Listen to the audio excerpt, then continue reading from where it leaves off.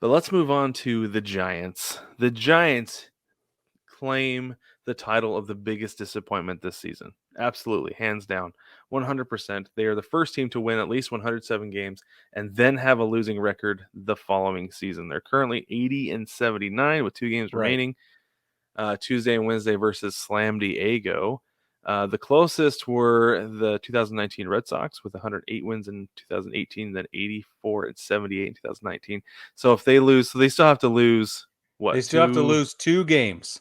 2 games. If they lose 2 games, then they have will 3 be games remaining.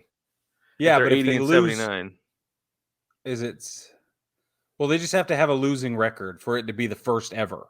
So they'd have to lose all 3 games. Oh yeah, okay. So if they lose all 3 games moving forward, yeah, and it's San Diego. They're playing San Diego right now. They're in the 5th right now. I think it's the bottom of the 5th right now.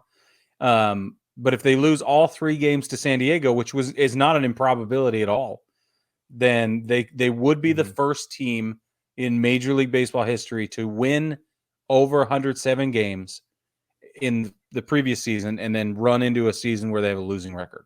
So it's exactly the opposite of what Baltimore's doing. Yeah, exactly the opposite. That's why it's interesting. They're tied in the bottom of the 6th, 0-0. And the Padres are still trying to win games too because they're only up a game on the Phillies.